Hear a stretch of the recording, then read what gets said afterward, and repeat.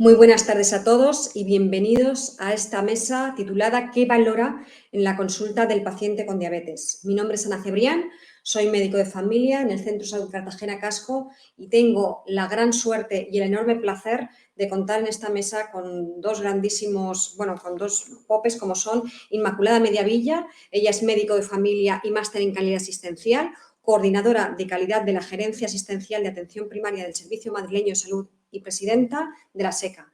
Muy buenas tardes, Inmaculada. No sé si estás por ahí. Sí. Y también tengo la suerte de contar con Pepe Mancera, José Mancera. Él es médico de familia del Centro de Salud Ciudad Jardín de Málaga y miembro del Grupo de Trabajo de Diabetes de Semergen, además de profesor asociado en la Universidad de Málaga. Bueno, pues como os decía, vamos a hablar de qué se valora en la consulta del paciente con diabetes. Vamos a tener la oportunidad de hablar con Inma y de que Inma, tanto Inmaculada como Pepe, nos cuenten qué valoran ellos en la consulta del paciente con diabetes. Pero yo antes de empezar, antes de darles paso y saludarlos ahora sí en pantalla, me gustaría daros unas pinceladas de lo que es el proyecto Valora. El proyecto Valora es un modelo de análisis basado conjuntamente, creado por MSD y por una consultora americana, que recoge 11 indicadores relevantes para el control y manejo del paciente con diabetes tipo 2 en España, tanto a nivel de atención primaria como a nivel de hospitalaria. Veis aquí cómo recoge indicadores en cuidados agudos, en cuidados crónicos y también en los cuidados basados en la comunidad, en la atención, esta medicina que decimos familiar y comunitaria, basada en la comunidad. Los tipos de indicadores que recoge el proyecto Valora en diabetes serían de 3 tipos: clínicos, de procesos y económicos.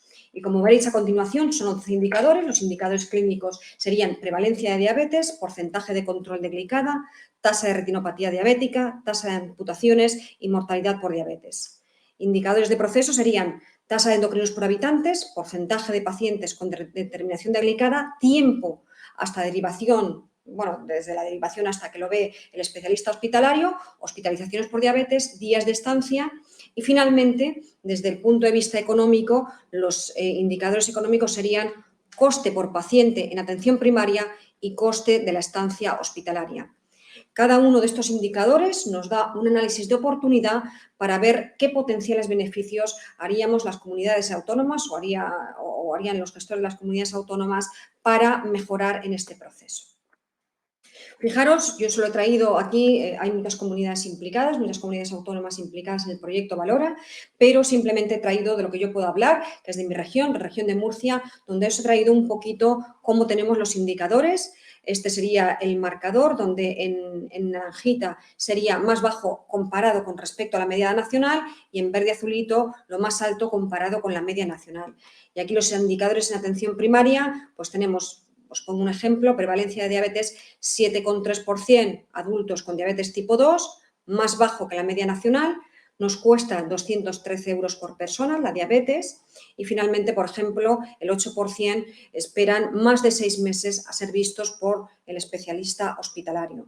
Desde el punto de vista del entorno hospitalario, pues tendríais aquí las hospitalizaciones por diabetes, 4,9 por cada 10.000 habitantes, 8,8 días, prácticamente 9 días de estancia media cada vez que ingresa un paciente con diabetes tipo 2, 5.400, prácticamente 5.500 euros el ingreso por persona, por ingreso hospitalario y por paciente con diabetes tipo 2, el 5% de tasa de retinopatía, etcétera, etcétera, amputaciones, mortalidad por diabetes, etcétera.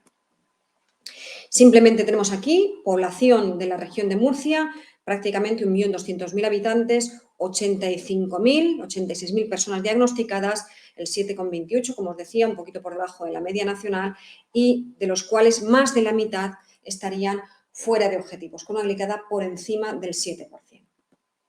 Si nos vamos a otros indicadores, como puede ser las hospitalizaciones por cada 100.000 habitantes, 113 hospitalizaciones por cada 10.000, como he dicho, prácticamente 9 días de estancia media, 1.000 hospitalizaciones registradas en cada año y, pues lo que decíamos, un coste de 5.500 euros por hospitalización y el coste anual no solo de hospitalizaciones, sino incluyendo también a la diabetes con diagnóstico principal, sería más de 5 millones de euros. Otros datos, tenéis aquí complicaciones asociadas a la diabetes, como por ejemplo el pie diabético. No me quiero extender mucho porque los verdaderos protagonistas son Inmaculada y José Mancera, pero simplemente comentaros tasa de amputaciones que tenemos por cada miembros inferiores en la población diabética en región de Murcia, el coste que nos supone en función de su complejidad, fijaros, desde 7.000 hasta 16.000 euros, y el coste anual por las amputaciones en población diabética. Pero más allá del coste, hablamos de que es una complicación muy traumática y que empeora mucho la calidad de vida de nuestros pacientes. Retinopatía diabética, miren de lo mismo, una complicación terrible que también complica mucho la calidad de vida de nuestros pacientes. Coste anual por consultas en retinopatía diabética y el coste que supondría pues, la vitrectomía o la fotocoagulación con láser. Y finalmente, la última diapositiva que os quería contar es esto que nos calculamos, que son los ahorros potenciales anuales, un porcentaje de reducción del número de pacientes con diabetes sin control. A medida que mejoramos el control, ahorraremos también en costes, tanto en costes directos, de lo que es monetariamente, como en costes indirectos que también afectan a lo que es la calidad de vida de las personas.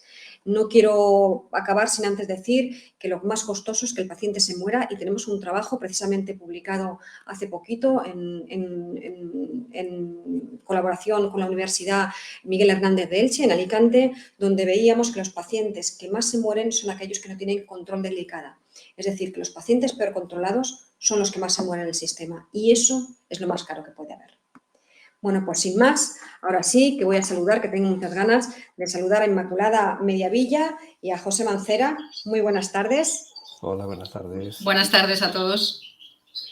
Bueno, pues te quería preguntar, Inmaculada, yo sé que tú estás trabajando en el proyecto Valora, no de diabetes, pero otro proyecto que hay posteriormente. ¿Qué nos aporta Valora para los pacientes? ¿Qué nos puedes contar de esto? Pues si me permites, primero de todo, Ana, dado que hoy empieza el Congreso de la SECA y que yo soy la presidenta de la SECA, lo primero de todo, pues querría dar la bienvenida a todos los que ahora mismo nos estéis escuchando a este Congreso, y deciros que para mí, bueno, pues estoy muy feliz de que por fin, este Congreso haya podido comenzar, ¿no? Y también quiero dar las gracias muy especialmente a MSD, que finalmente, y también gracias a Susana Granado y sobre todo a Andrea Quiroga, ha podido patrocinar esta sesión técnica, y además, bueno, pues han querido que yo esté aquí, y yo estoy feliz también de estar aquí compartiendo este rato con Ana y con Pepe, que son médicos de familia como yo, porque como ya, bueno, cuando me ha presentado Ana lo ha dicho, yo soy médico de familia, aunque desde hace un tiempo trabajo en la gestión sanitaria, y por eso quizás voy a complementar lo que diga Pepe más desde la gestión sanitaria, pero yo soy primarista, soy médico de familia, trabajo en atención primaria, por lo tanto, seguro que vamos a estar absolutamente de acuerdo en todo lo que hablemos. Bueno, pues por contestar a lo que me ha preguntado Ana, efectivamente, yo estoy trabajando en el proyecto Valora, y quiero hablaros del proyecto más hablando en plan conceptual, ¿no? Para que se entienda, porque Ana lo que nos ha dado es los datos que se han sacado del proyecto Valora Diabetes, que se hizo hace unos años, y ahora estamos abordando el proyecto Valora enfocado a otras patologías, pero también como una idea, ¿no? Entonces es lo que os quiero transmitir, lo que es esa idea, ¿no? Entonces el proyecto Valora, pues como su propio nombre indica, está basado en un concepto que tenemos ahora encima de la mesa y que continuamente repetimos, y ojalá hiciéramos algo más que repetir, que es la medicina basada en el valor, ¿no? Entonces, ¿qué es la medicina basada en el valor? Pues es la que orienta a todo el sistema sanitario alrededor del valor que es percibido por el paciente cuando recibe nuestros servicios. Todo orientado al valor que percibe el paciente, ¿no? ¿Y cómo le aportamos valor al paciente? Pues gestionando los servicios alrededor de sus necesidades y de las cosas que verdaderamente le importan. ¿Qué le importa al paciente? La accesibilidad, no tener que desplazarse en algunos momentos, no hacerle procedimientos y técnicas innecesarias, no usar tratamientos que no les aportan nada, ayudarles a conservar la funcionalidad, mantener su calidad de vida y considerarles no solo receptor de nuestros servicios, receptores, sino agentes activos y partícipes de su propia salud. Y proporcionándoles valor a los pacientes, también les proporcionamos valor a los pagadores, a los prestadores del servicio, que somos los profesionales sanitarios, a los proveedores y a la sociedad en su conjunto, ¿no? Porque los pagadores, con este sistema de medicina basada en el valor, pagan por resultados en salud y no por actividad, que podéis comprender que el pagar por actividad es algo perverso que todavía seguimos haciendo. A más actividad, más pago, y eso evidentemente lleva a ineficiencias, ¿no? Y los prestadores de los servicios sanitarios, que somos los profesionales, nos orientamos mucho más al trabajo multidisciplinar y mucho más basado en la evidencia, ¿no? Para conseguir mejores resultados. Y finalmente, todo esto lo tenemos que medir, porque lo que no se mide no se puede mejorar. Eso está clarísimo, ¿no? A ver, la medición de los resultados va a llevar mejoras en valor para todas las partes, ¿no? Y de hecho, el no medir lo que realmente les importa a los pacientes, pues evidentemente nos impide mejorar, ¿no? En los sistemas de salud, nos impide hacer política sanitaria, nos impide decidir dónde invertir y dónde desinvertir, ¿no? Porque además, los pacientes, si medimos cosas que les interesan, ellos con ese dato van a poder elegir a su proveedor de salud en función de esos resultados, ¿no? Y además también a los clínicos nos viene muy bien podernos comparar y comparar en resultados. Por eso es muy importante la medición, ¿no? Y para medir, ¿qué necesitamos? Pues necesitamos las herramientas de medir. ¿Y qué son las herramientas de medir? Los indicadores, ¿no? Entonces, en el proyecto Valora, pues lo que se ha hecho es seleccionar lo que hemos llamado, y lo que se llama en la literatura anglosajona, los KPIs o indicadores claves de rendimiento, ¿no?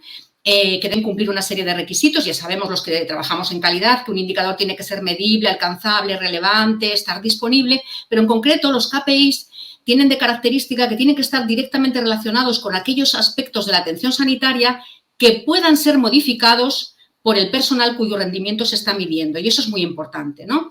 Entonces, el proyecto Valora, en concreto, en el que yo estoy trabajando ahora, lo que hace es impulsar la implementación de la gestión basada en el valor a través de estos KPIs, ¿no? Y entonces lo que hemos hecho es definir estos indicadores que tienen que basarse en la evidencia científica y en la opinión de expertos para que así se favorecer la aceptación y su implantación.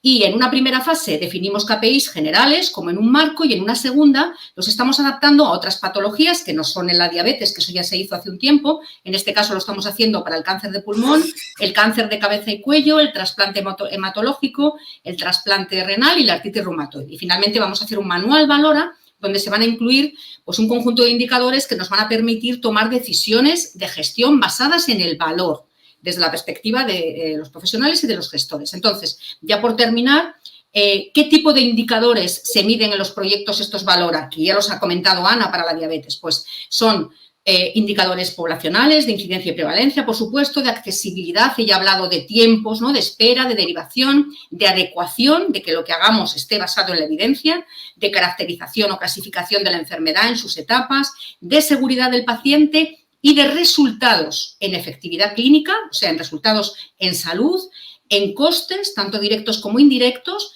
en satisfacción del paciente y en algo muy importante, que son los resultados que nos reportan los pacientes en cuanto a su calidad de vida, a sus complicaciones, a los eventos adversos y a la experiencia que ellos tienen con los cuidados que les proporcionamos. Esto último, como sabéis, se llama PROM y PREM, y yo creo que también hablamos de ello últimamente mucho, ¿no? Muchísimas gracias, Inmaculada, por la fantástica explicación. Y a propósito de lo que dices finalmente, de aportar la visión del paciente, desde la perspectiva del paciente, me gustaría precisamente preguntarle a Pepe qué otros indicadores sería precisamente bueno para incorporar esta visión del paciente en todo esto. Muy bien, buenas tardes. Lo primero, darte las gracias, Ana, por la presentación que has hecho y agradecer al comité organizador, el científico del segundo congreso de la SECA, por habernos invitado, en mi nombre y el del Grupo de Diabetes de Semergen, a estas sesiones técnicas. Respondiendo a la pregunta, pues tenemos que ver siempre una premisa fundamental. El paciente es el centro del sistema y como tal debe ser considerado. Para medir indicadores propios de las personas, en este caso con diabetes, pues lo primero casi seguro siempre es el grado de satisfacción. El grado de satisfacción de las personas con diabetes pues se puede medir de varias formas. Las encuestas es la forma más fácil, pero también una forma indirecta es ver las hojas de reclamaciones. Y una forma bastante interesante de medirla, de contemplar indicadores en diabetes, son los grupos focales. El grupo focal es el grupo de discusión que se puede hacer a nivel local, a nivel provincial, a nivel autonómico, pero que nos da bastante información. Posiblemente sea uno de los indicadores que habitualmente no se contemplan en ningún programa de calidad. Yendo un poco a cosas más precisas, pues posiblemente otra forma de un indicador que para los pacientes pueden ser interesantes, son las demoras. Sobre todo las demoras de atención a través de los especialistas hospitalarios por una parte, pero sobre todo las pruebas complementarias. Las pruebas complementarias, los pacientes siempre se quejan de la tardanza en que sean dadas. Por eso un indicador podría ser ver el tiempo de demora en las pruebas complementarias. La demora en los centros de salud, pues por fortuna para los pacientes, por desgracia para nosotros los médicos de familia que trabajamos, no existe. Las personas, sobre todo cuando necesitan, pues van y ya está. Otros indicadores indirectos pueden ser los fármacos, sobre todo en la parte de los visados. Como sabemos, tanto las tiras como los GLP-1, los anticoagulantes, por ejemplo, requieren visados. Este tipo de visados para los pacientes no lo entienden, pero nosotros lo soportamos y posiblemente pues hay que adaptarse a ello. Es una manera indirecta también de medir cómo se utilizan las tiras reactivas, por ejemplo, o los GLP-1 también en el tratamiento. Y hay algo posiblemente que hay que estar en la base. Es pocas veces el paciente es escuchado en la fase de planificación de cualquier actividad. Yo creo, y la propuesta es clara, es que los pacientes deberían ser incorporados en las etapas de planificación por los gestores. Los gestores autonómicos tienen que contar con los pacientes. Sobre todo, pues, casi siempre atendiendo a las asociaciones de pacientes y puede ser un nivel de atención, puede ser un nivel de información bastante interesante. Fantástico, Pues, Pepe. Muchísimas esto es gracias todo. por tu visión. Yo quería recordar un poquito que, bueno, estamos saliendo de esa pandemia, afortunadamente, llevamos 1 año y medio donde los pacientes con diabetes pues han estado pues peor controlados. Está claro que este año y medio de pandemia la patología crónica ha sufrido mucho. Nos hemos tenido las consultas de atención primaria. Vosotros, que sois médicos de familia, sabéis muy bien que tuvimos que dedicarnos a la patología aguda durante el tiempo más agudo de la pandemia, cuando hubo el confinamiento. Nos tuvimos que cerrar. Ahora atendíamos patología aguda y dejamos en una segunda línea la patología crónica. Pero todo esto nos está volviendo como un boomerang y estamos viendo ahora las consultas de atención primaria desbordadas, pacientes crónicos muy mal controlados, los pacientes con diabetes. Y a mí me gustaría preguntaros cuál es vuestra visión de esto, empezando por ti, por Pepe, de cómo creéis que ha afectado a los pacientes con diabetes la pandemia. Bueno, pues es algo que todos conocemos. Los pacientes han tenido una sensación de abandono. ¿Abandono por qué? Porque han tenido serie de dificultades para acceder al centro de salud de manera presencial. Por una parte, desconocían los circuitos que se habían creado, los COVID por una parte, los normales por otro. El contacto telefónico fue dificultoso, sobre todo al principio, porque no había líneas suficientes. También tenían miedo por acudir al centro de salud para ver si se podían infectar. Y también había un desconocimiento en el autocuidado. Las personas con diabetes, con cualquier enfermedad crónica, si no están educados, es complicado. Y también había situaciones familiares pues desgraciadas, desde gente que tenía fallecimiento por COVID a gente que tenía afectado, confinamiento, aislamiento. Y además había una cosa importante, que era una sobrecarga asistencial para los profesionales sanitarios. Las personas, sobre todo los pacientes de cada grupo, sentían que sus médicos estaban sobrecargados y posiblemente eran reacios a acudir al centro. Estos son datos de sensaciones que hemos vivido todos y han vivido los pacientes, pero también hay datos objetivos. Datos objetivos, hay varios estudios, por ejemplo, el de López Seguí en Cataluña ha referenciado que las visitas presenciales se han disminuido en un 76%. En cambio, las telefónicas han aumentado un 500%. En Andalucía, que es mi comunidad, el SAG Andalucía, comparaba hace nada los datos del primer semestre del 19 con el primer semestre del 21 para ver que la sensación de que no se atendió a la gente no es cierta. En el 2019, en el primer semestre, se atendieron 34 millones de citas en atención primaria. En el 2021 fueron 47 millones, un aumento del 36% a pesar de la pandemia. Para que veáis o para que se vea que lo que es la sensación de la población no es tan real.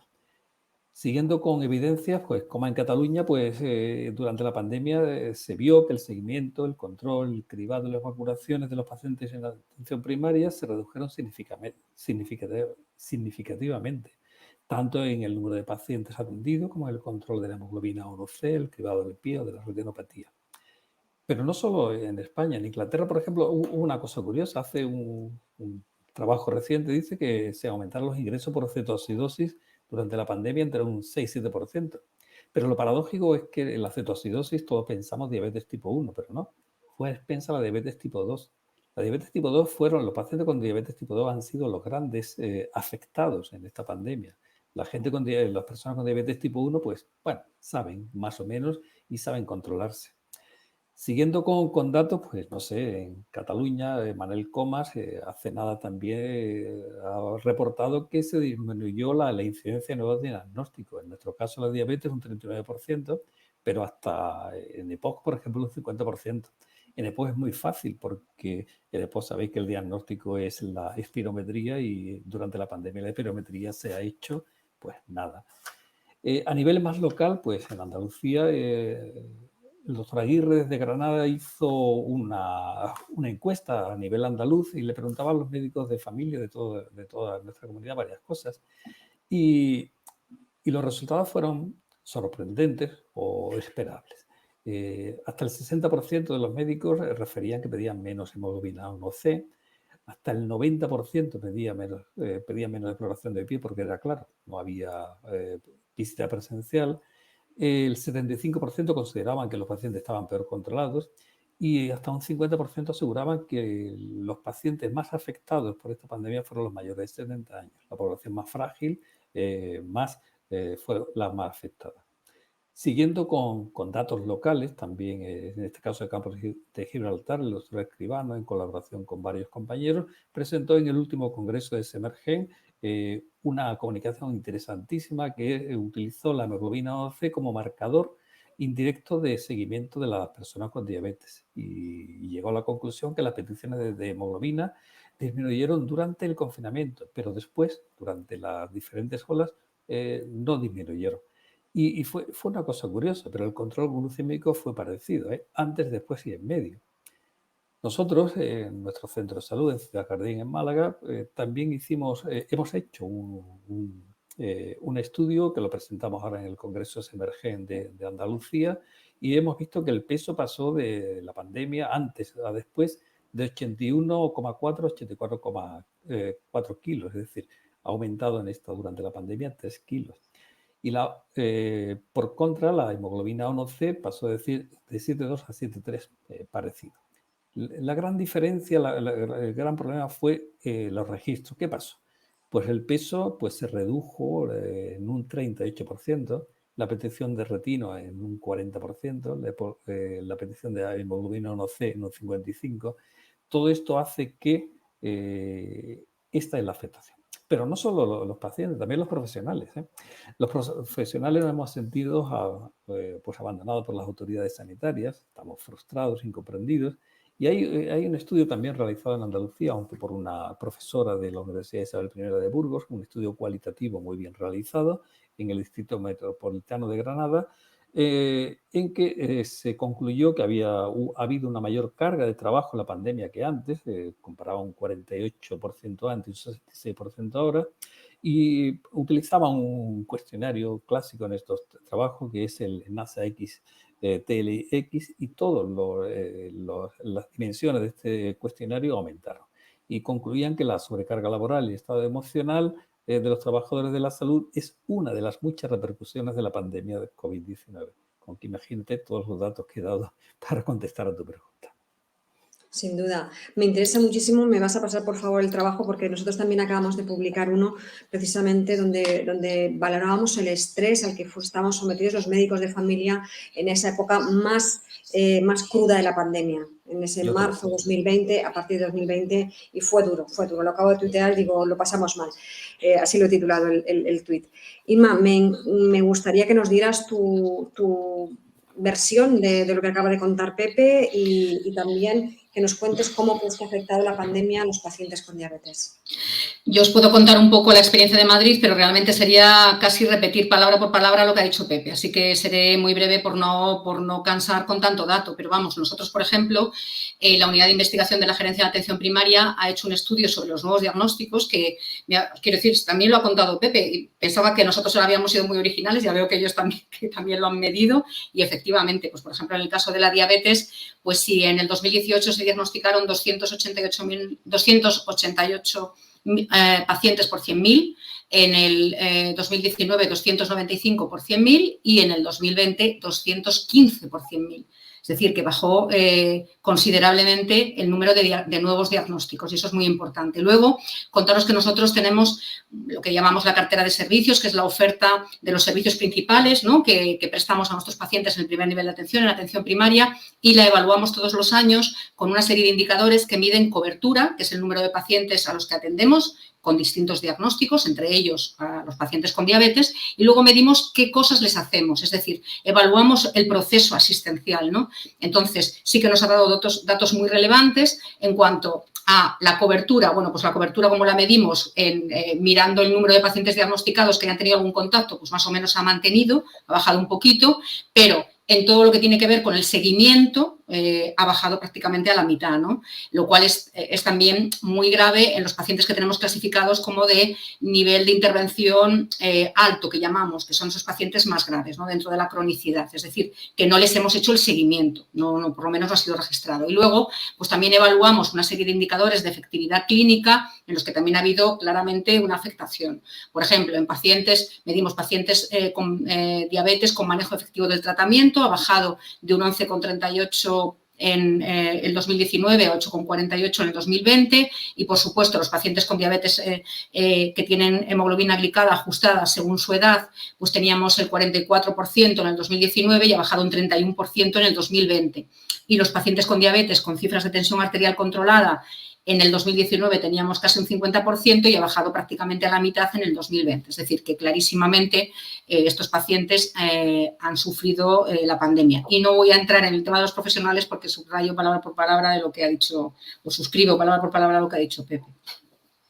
Está claro que bueno, tenemos aquí en pandemia hemos vivido la situación de los profesionales que hemos trabajado a destajo, como dirían en mi tierra, hemos trabajado a destajo, hemos estado sobrecargados porque teníamos que atender otras cosas. Nos ha dado la sensación de que estamos descuidando al paciente con patología crónica y la diabetes con patología crónica. Los pacientes lo han vivido también desde su propia percepción, pero ya una vez que tenemos el diagnóstico, ya lo estamos analizando, habéis presentado datos de Madrid, datos de Andalucía, datos a nivel de España que tenemos. ¿Qué os parece? ¿Qué medidas podemos hacer para volver a conectar al paciente con los profesionales sanitarios? Empezamos contigo, Inma, por favor, nos das tu visión desde la gestión y luego Pepe nos da su visión desde la práctica clínica. Vale, pues por ponerlo en el contexto, ¿no? Porque al final, para reconectar a los pacientes con nosotros hay que ver qué es lo que piensan los pacientes o qué les ha pasado, ¿no?, desde su perspectiva durante todo este tiempo. Entonces, he encontrado un estudio que se llama Estudio del Impacto de la COVID-19 en Personas con Enfermedades Crónicas que ha elaborado la POP, que, como sabéis, es la plataforma de organizaciones de pacientes, y dice que, evidentemente, la pandemia ha tenido una repercusión en los pacientes con enfermedades crónicas, lógicamente, y que desde el inicio de la pandemia hasta la actualidad, el 31,2% de los pacientes crónicos ha presentado agravamiento de su enfermedad o ha padecido nueva sintomatología en el 11,7%. Es decir, que más del 42% de los pacientes crónicos ha experimentado un cambio negativo en su salud. Y dicen también que 4 de cada 10 pacientes fueron atendidos exclusivamente por medios telemáticos durante la pandemia y que solo 1 de cada 10 mantuvo todas sus consultas presenciales. Y también dice que más o menos el 50% estaban insatisfechos con esa atención telemática recibida. Entonces, los pacientes han estado aislados por miedo al contagio y también no han acudido al sistema sanitario por la saturación que ha explicado muy bien Ana, ha explicado muy bien Pepe, que hemos tenido los servicios de salud y, por lo tanto, han perdido el seguimiento rutinario con su profesional sanitario de referencia. Entonces, ¿cómo arreglamos esto ahora? Yo creo que el problema de esta reconexión no está en el paciente, porque precisamente acabamos de ver que el paciente está deseando, yo creo, sinceramente, volver, ¿no? Yo creo que el problema, y lo ha dicho Pepe también fenomenal, está en los sistemas sanitarios que se han quedado muy tocados tras la pandemia. Y yo hablo fundamentalmente de la atención primaria. Los profesionales están agotados y es que ya partíamos de antes de la pandemia de una situación ya mala, ¿no? De sobrecarga a las consultas y problemas con la accesibilidad para los pacientes, ¿no? Y todo esto pues, se ha visto clarísimamente agravado. Además, hemos abusado de la consulta no presencial y ahora nos cuesta, como profesionales, yo estoy hablando de los profesionales, volver a la presencialidad, ¿no? Tenemos un problema claro de recursos humanos que tiene difícil solución porque no hay profesionales para contratar en toda España y otro también muy claro que tiene que ver con la inversión en el primer escalón, que es la atención primaria. Entonces, con todo esto sobre la mesa, teniendo unos pacientes que están deseando volver, pero con un sistema sanitario muy tocado, con unos profesionales muy tocados, con unos recursos mermados claramente, pues como siempre, yo creo que los profesionales de atención primaria nos lo vamos a tener que echar todo a la espalda y tirar para adelante, me temo. Pepe, si nos das tu visión, yo ahora comento también con Inma, que ha dicho cosas muy interesantes. Yo creo que la gran enseñanza de todo esto en el sentido nuestro, los profesionales, es que nos hemos tenido una gran capacidad de adaptación. Ha sido una situación completamente novedosa y hemos sabido responder. En este sentido, casi todas las sociedades de primaria han emitido documentos, tanto Semergen como la SENFI, como la Sociedad Española de Medicina General, hablando de métodos para reconectar qué se hace en la telemedicina. También lo han hecho los internistas a través de la SEMI y la red GDPS, publicado en Diabetes Práctica, un documento magnífico, que nos están ayudando. Pero también las comunidades autónomas, yo hablo de la mía, de Andalucía, que ha hecho una guía de teleconsulta del SAS, del Servicio Andaluz de Salud, muy, muy interesante. Además de estas iniciativas, que son parten de las sociedades, pero también parten de los servicios públicos de salud, también hay proyectos privados. Proyectos privados, por ejemplo, el proyecto Reconnect. El proyecto Reconnect es un proyecto nacional que está avalado por la red GDPS, por la Fundación GDPS y con el soporte de MSD, y que para su puesta en marcha ha cuenta con la colaboración tanto de las sociedades de primaria, Semergen entre ellas, y los colegios de médicos. El objetivo de Reconnect, de este proyecto, es capacitar a los profesionales de atención primaria para la búsqueda proactiva de pacientes con diabetes, utilizando de forma eficiente pues, todos los recursos disponibles. El fin último, como es lógico, es el conseguir un control adecuado. Para ello, cualquier persona puede acceder a este proyecto a través de la página web de MSD Profesionales, y en ella se aparecen recursos y documentos de apoyo que pueden ser muy interesantes. Hay experiencias locales que nosotros hemos visto en varios sitios, que es, por ejemplo, utilizar listados de personas con diabetes para poder acceder a ellos y priorizar siempre, porque sabemos que tenemos en primaria, pues los cupos pueden estar entre 120, 140 personas con diabetes, pero no son todos iguales. Entonces siempre hay que priorizar. Las experiencias locales son interesantes, las estamos viendo, y posiblemente esto de los listados es una buena opción.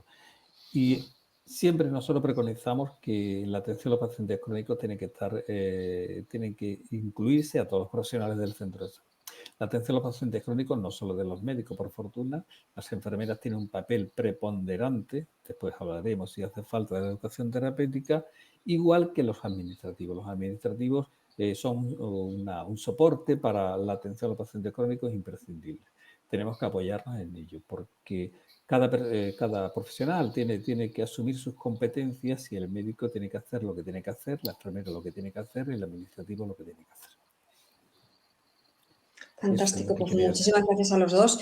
Les recuerdo al público que pueden lanzarnos las preguntas que estimen oportunas y que tenemos una fantástica oportunidad yo estoy aprendiendo muchísimo, estoy todo el rato cogiendo notas de esta brillante mesa que nos están dando desde la visión de la gestión y desde la visión de la clínica. Habéis los dos mencionado mucho el rol del paciente. ¿Qué papel creéis que juega el paciente con diabetes en este cambio y cómo podemos ayudarle a conseguirlo? Porque los dos estabais comentando mucho el tema del paciente, de volver a la consulta. Hablaba Inma de que están deseando la presencialidad. Pepe también nos hablaba mucho. Empezamos contigo, Pepe. Bueno, el paciente es el centro del sistema, ya lo dije antes, pero sobre todo los pacientes crónicos con enfermedades crónicas, pues el paciente tiene que autocuidarse. La capacitación del paciente con una enfermedad crónica es fundamental, es una tarea que compete fundamentalmente a la enfermera. La enfermera, dentro de sus competencias, está la educación terapéutica, está la capacitación de los pacientes, está el avalarles, instruirles sobre el autocuidado, y por eso la enfermera juega un papel fundamental. El médico en este sentido lo hace de una forma marginal, pero las enfermeras con el reinicio de las consultas presenciales tienen que volver a su rol fundamental. La enfermera tiene que dejar de hacer lo que está haciendo ahora. Si os fijáis, en cualquier centro de salud, la enfermera durante la pandemia, y hay que dejarlo, y se han dedicado a poner vacunas, a hacer PCR, se han dispensarizado casi todas las actividades, y eso es, para la atención primaria, eso es algo que la puede herir de muerte. La enfermera tiene que recuperar su rol, que es educación terapéutica, capacitar a los pacientes, sobre todo a los pacientes con enfermedades crónicas. Eso es lo que hay que hacer en la atención primaria. El paciente, otra forma es, también se puede hacer, pues, capacitar, pues, coger el paciente activo. El paciente activo, ya sabéis cuál es el fundamento. El paciente activo puede ser muy interesante como instrumento de salud. Y también el paciente experto, que es un poco por encima, pero que después puede ayudar al paciente activo. Y en este sentido, las asociaciones de pacientes son imprescindibles, nos tenemos que apoyar en ella y tenemos que conseguir su colaboración. Las asociaciones de pacientes, hay varias, pues desde los de anticoagulación, diabetes, cualquiera, en cada zona es diferente, son un recurso que tenemos que intentar conseguirlo y atraerlos a la atención primaria. Y los activos de salud del paciente, tener en cuenta que el centro de salud no es el único centro, no es el único activo de salud que hay en el barrio, en el pueblo.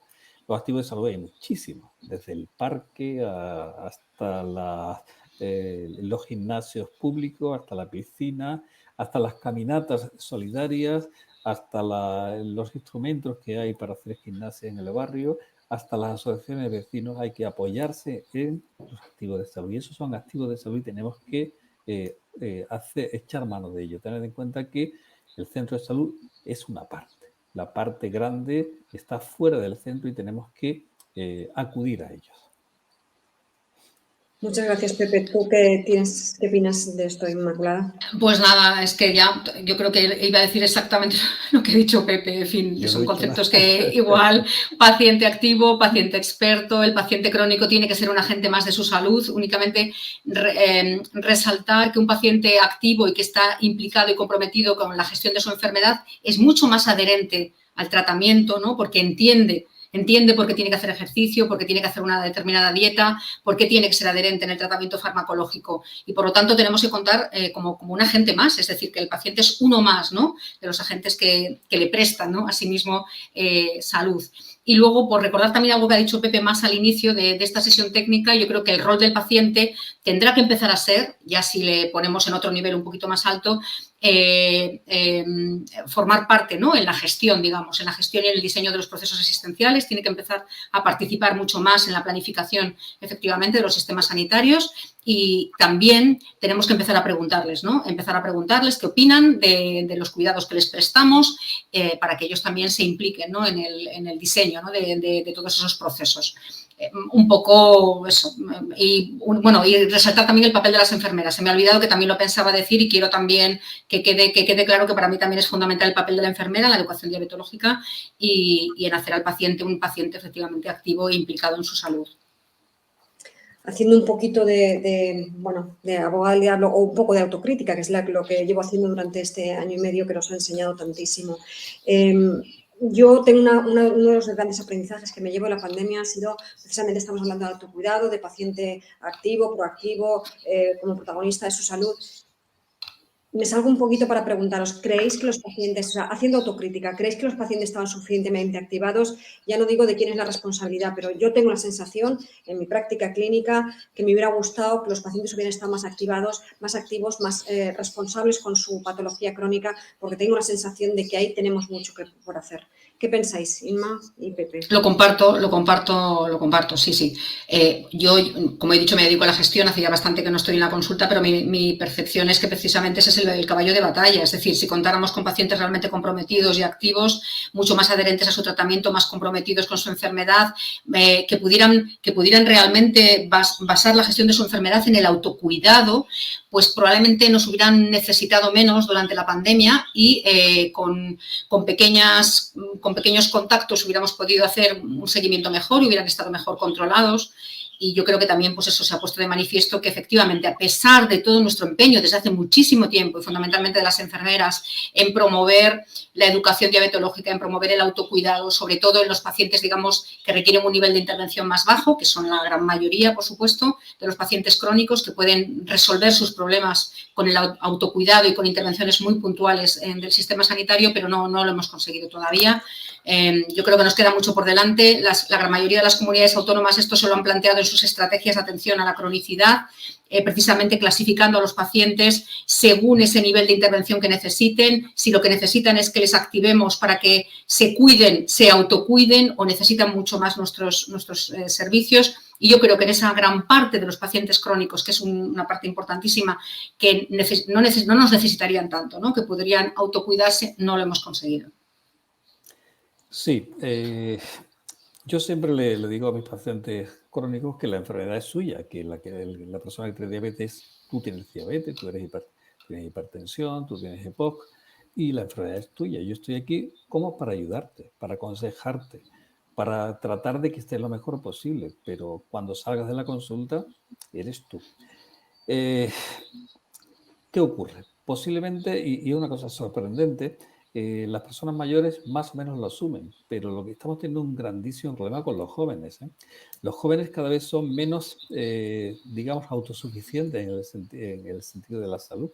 La educación que tienen los jóvenes es completamente diferente. Una diabetes, bueno, no estamos hablando de diabetes tipo 1, que es casi siempre de los padres, pero una diabetes tipo 2 en una persona con 50 años es algo, nos cuesta un mundo el que asuman que tienen una enfermedad y que si no se cuidan, ahora no le va a pasar nada, pero de aquí a nada va a ser muy complicado. Son determinantes sociales que ahí nosotros ponemos nuestro granito de arena, pero lo vamos a tener complicado, Y los mayores como yo no lo vamos a vivir, pero Ana casi seguro va a vivir ese tipo de circunstancias en sus pacientes con 40, 50 años con diabetes, que lo va a tener muy crudo. Lo ponemos encima. Bueno, como estamos hablando de aprendizajes y todos yo creo que hemos hecho examen de conciencia durante todo este tiempo, me gustaría preguntaros qué cosas buenas, qué cosas os quedáis de este aprendizaje de la pandemia para el futuro. Tecnología, cambios en proceso, teleasistencia. Inma, por favor, y después Pepe. Vale, me voy a centrar un poco en la tecnología, pero antes quería hacer un apunte en el cambio de los procesos y poner en valor, ¿no? que la pandemia ha hecho posible que en los centros de salud las personas se hayan olvidado de su profesión de base, que hayan trabajado realmente en equipo y se hayan dado cuenta de que el proceso asistencial se puede prestar de muchas maneras muy diferentes a como lo hemos hecho siempre, ¿no? Y que todas las personas del centro de salud, del equipo de atención primaria, que es como se decía en mi época, pueden aportar quizá más de lo que están aportando ahora. Yo creo que eso ha sido uno de los grandes aprendizajes. Pero si nos centramos un poco en la tecnología, en la teleasistencia, ¿no? Yo creo que el cambio fundamental pues es que nos hemos dado cuenta que la presencialidad pues no siempre es necesaria, ¿no? Han aparecido la consulta telefónica y la videoconsulta como alternativas y que ya se van a quedar, como se dice ahora, van a formar parte ya de nuestra forma de prestar el servicio sanitario, ¿no? Y para algunos pacientes nos ha quedado claro que el hecho de no tener que desplazarse pues es algo muy, muy positivo, ¿no?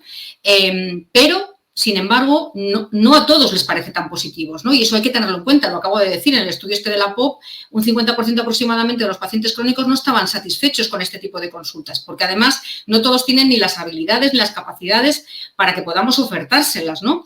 Y luego, además, tenemos que tener en cuenta que todas estas nuevas formas de provisión de los servicios, tanto la consulta telefónica como la videoconsulta, han traído nuevos riesgos sanitarios y problemas de seguridad del paciente. Nosotros, por lo menos en la gerencia de de Madrid de atención primaria, estamos haciendo un nuevo mapa de riesgos porque la teleconsulta y la consulta telefónica, o sea, la videoconsulta y la consulta telefónica tienen riesgos que antes no contemplábamos, ¿no? Bueno, primero los riesgos relacionados con la ciberseguridad, que ahí no voy a entrar, pero que están ya encima de la mesa, ¿no? La seguridad de las conexiones, la confidencialidad de los datos, ¿no? Que nos transferimos a través de las redes, ¿no? Pues eso, cuando hacemos una consulta telefónica o una videoconsulta, también con la identificación del paciente, con la comunicación entre el profesional sanitario y el paciente. Hay errores diagnósticos en los que podemos incurrir por no valorar en la distancia suficientemente un signo clínico. En fin, que hemos descubierto algo muy bueno, pero que tiene riesgos y de lo que no podemos abusar. Eso está clarísimo. Porque además tenemos que tener claro que un paciente diabético, como otros pacientes, los pacientes crónicos, necesita una exploración física cada cierto tiempo para valorar una serie de signos que nos orienten pues, hacia la macro, la microencepatía, y esto no es posible hacerlo a distancia. Entonces, la consulta presencial tiene que quedarse, las consultas a distancia son una opción, no para todos los pacientes, hay que considerar los riesgos que suponen y utilizarlas en su justa medida. Fenomenal. ¿Pepe? Hombre, para mí la gran cosa buena que ha traído esta pandemia es que tenemos más teléfonos ahí en el centro de salud. No ríais. No les aborrecí el teléfono, perdón. Porque es cierto, es una cosa tan banal. Cuando empezamos teníamos 2 líneas telefónicas en el centro. En mi centro atiende una población de 40.000 personas. Y había 2 líneas de teléfono. Cuando tú en la consulta tenías teléfono, pero para hablar fuera tenías que llamar a la centralita, quitando la broma. Eso ha cambiado, tenemos acceso directo desde cada consulta, ahora a todas se puede hablar por teléfono y ha sido una mejora fundamental. También sí es claro que se han producido cambios organizativos. El teléfono ha sido por ahora solo, pero a partir de ahora el teléfono tiene que ser otra cosa. Va a haber ya hay la consulta presencial, la instancia del paciente, y la consulta telefónica sigue. Pero la consulta telefónica debería ser, como siempre, bidireccional. Casi siempre es mejor siempre que sea a través del profesional. El profesional debe ser quien dirija la atención telefónica. Y bueno, aprendizaje, pues sabemos que, yo qué sé, pues que la mayoría de las consultas, hasta un 80% podrían ser abordadas por teleconsulta. Hablamos de teleconsulta tanto teléfono como la videollamada, que posiblemente no lo hay en todos los sitios. Y también sabemos que hasta un 90% de los pacientes tratados en telemedicina no vuelven a pedir cita hasta pasados 3 meses, ¿eh? Y que casi la totalidad de los pacientes, de los profesionales, el 95% consideran que la videoconsulta o la teleconsulta es una opción adecuada para el seguimiento de sus pacientes crónicos. Y también la mayoría de los profesionales consideran muy importante que tienen que ser formados en teleconsulta. Resumiendo, pues, yo qué sé.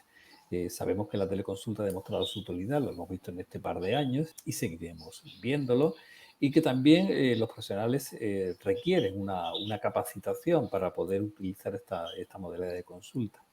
Y también hay algo interesante, los pacientes, una vez si están bien informados, están satisfechos con la teleconsulta. Pero claro, para todo esto se necesita varias cosas. Se necesitan medios técnicos suficientes. Yo hablaba antes del teléfono, que es una cosa tonta, pero que quien lo sufre o lo ha sufrido sabe que no es tonta. También hace falta tiempo. El tiempo, muchas veces los gestores consideran que el tiempo solo es para la visita presencial, y la telefónica lo consideran pues algo superfluo, que en un minuto puede ser resuelto, y no es así.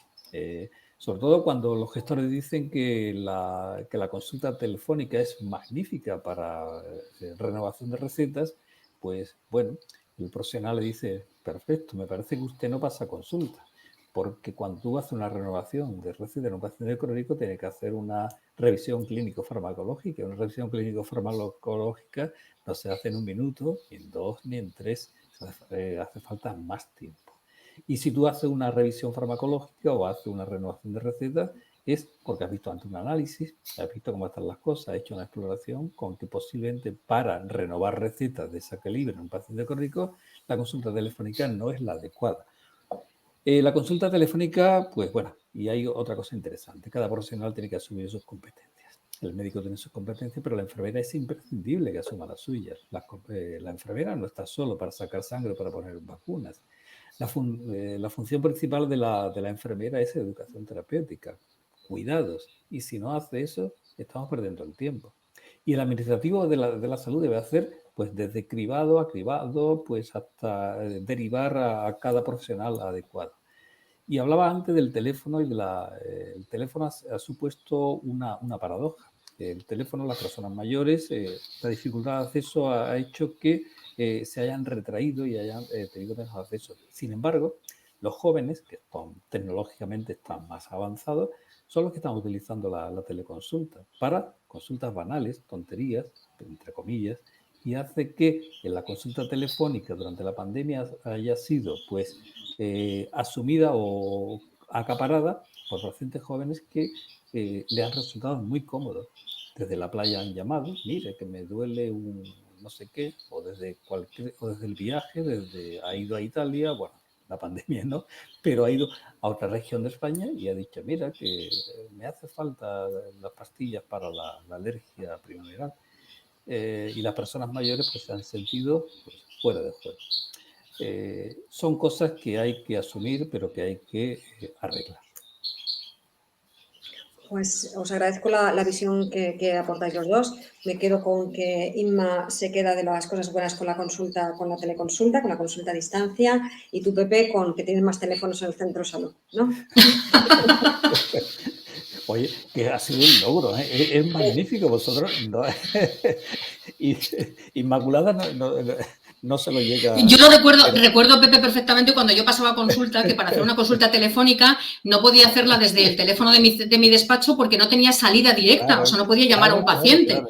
Eso ahora ya no es así, pero es verdad, o sea, para llamar a un paciente y tener una consulta telefónica te tenías que ir pues a un despacho que encontrabas por ahí, donde abajo de la unidad administrativa, donde fuera, pero no desde tu despacho. Es decir, que yo creo que es verdad que esto ha traído inversión, ¿no? Hablando de inversión en tecnologías, clarísimamente, ¿no? Eso está clarísimo.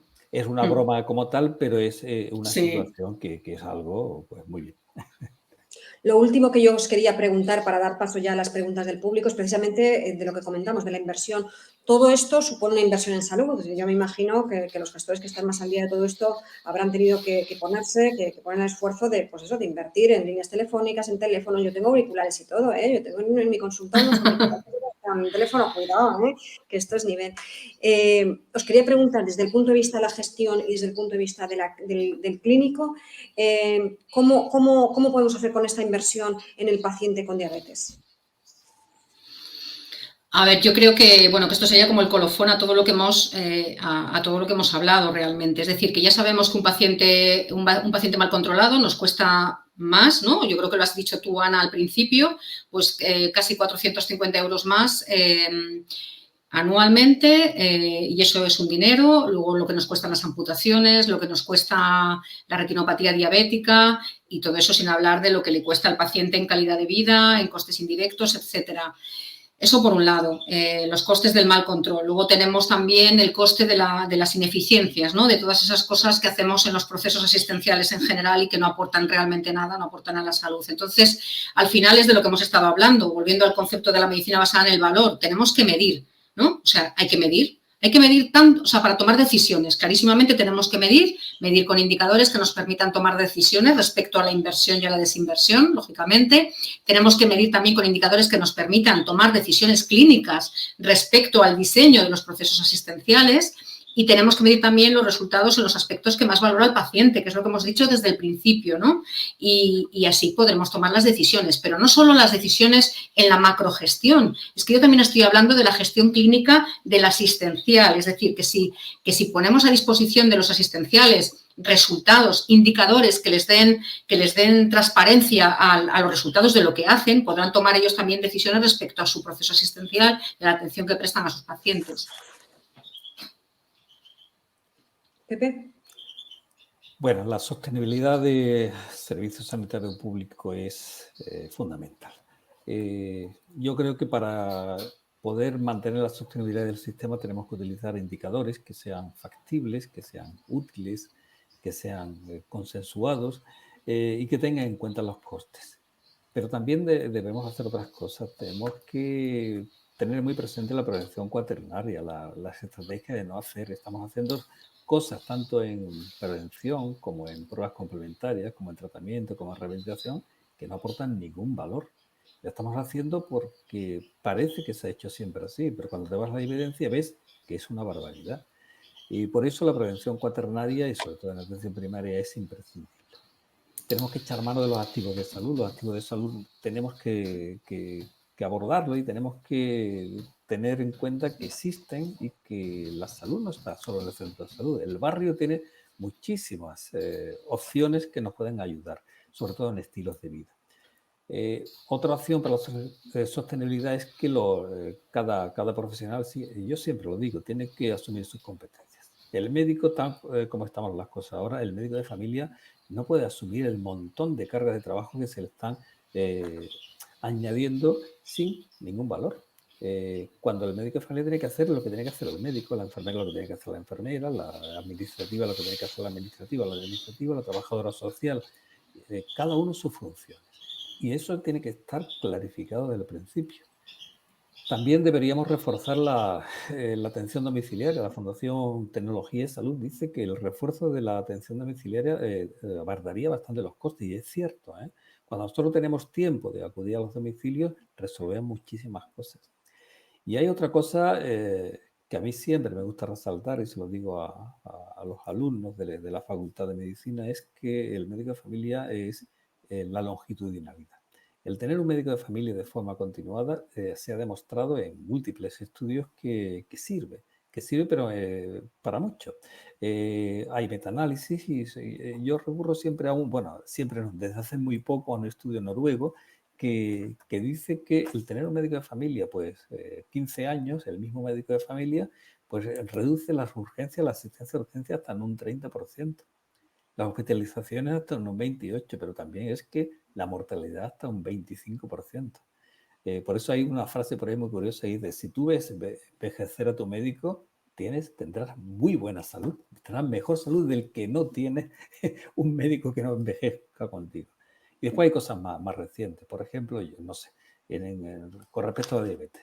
La monitorización continua de glucosa, los mecanismos estos, también ha demostrado que disminuyen los costes. En un estudio de hace nada de diabetes terapéutica, decía, de hecho, en España, que en pacientes con diabetes tipo 2 en pauta basal se disminuían los costes en un 21%, se utilizaban los dispositivos de medición continua de la glucosa con respecto a las tiras.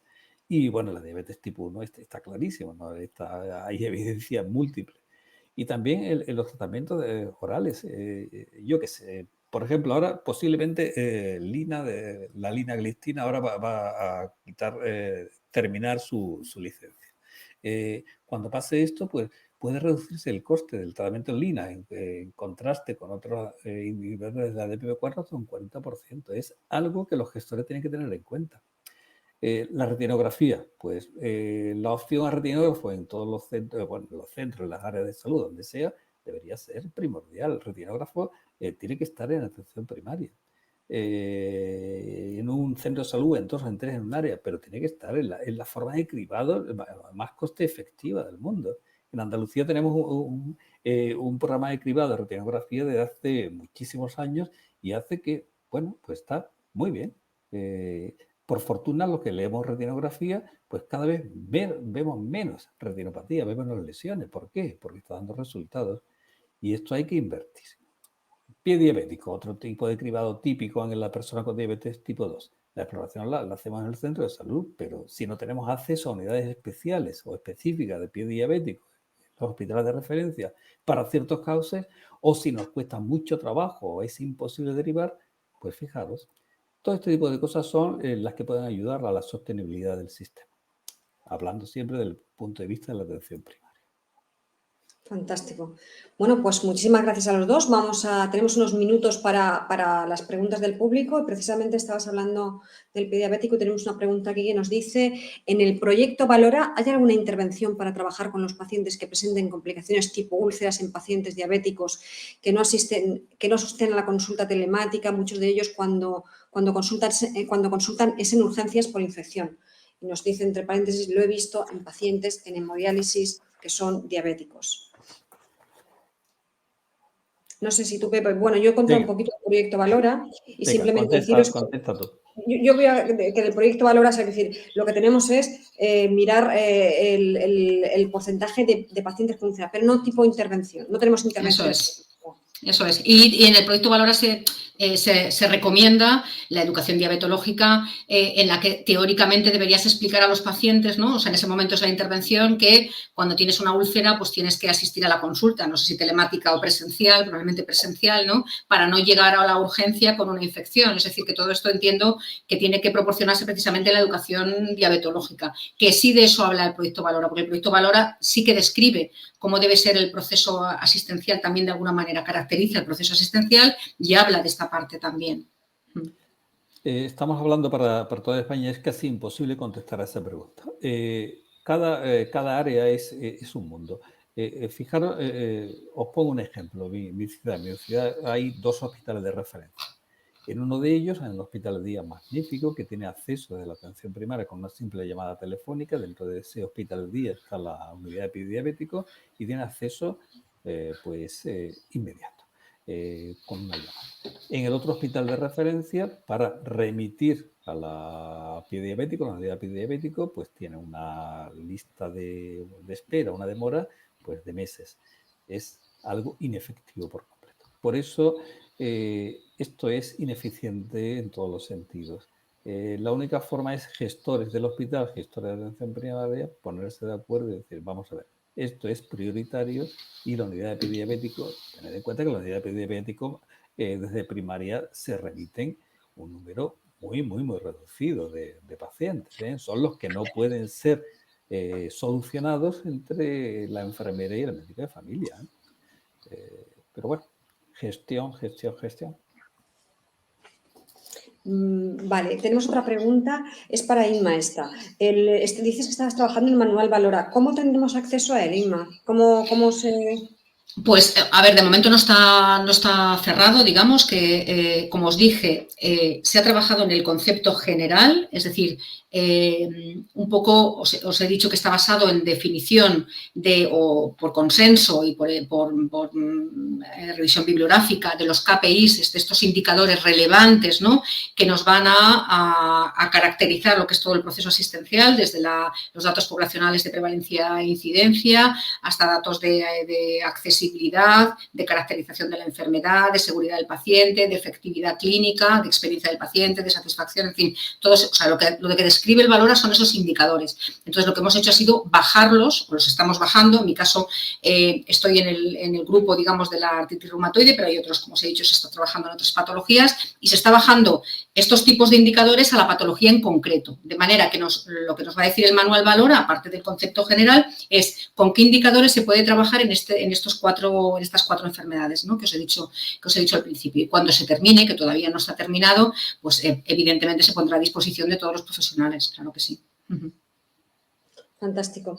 Y para ti, Pepe, en el trabajo que contabas que has presentado ahora en Semergen, que me ha parecido súper interesante, en el que tenías pues cuánto peso han ganado los pacientes en pandemia, que no tenías, luego dabas otro dato que no teníamos, que el peso se había perdido, que era un missing value, ¿no? Un missing data de un montón de pacientes.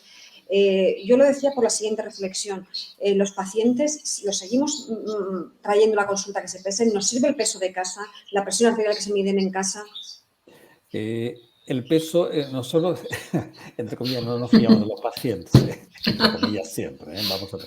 Y el peso sí es fiable cuando lo haces en la consulta. Lo que no es fiable, entre comillas, también es en la presión arterial. La presión arterial, cuando tú lo anotas en la historia, lo ponen las enfermeras, es porque toman la tensión en la consulta. Tomar la tensión en la consulta no sirve para nada, ya lo sabemos. La presión arterial tiene que ser medida en condiciones habituales en el domicilio y es el paciente quien tiene que dar la cifra y después se hace la media. Porque con una cifra tú no puedes saber si está el buen control que tiene de la hipertensión. El peso sí, el peso es una medida más factible, más fiable. La presión arterial yo nunca utilizo la que ponen las enfermeras por eso, porque tomar una presión arterial en la consulta no sirve para nada.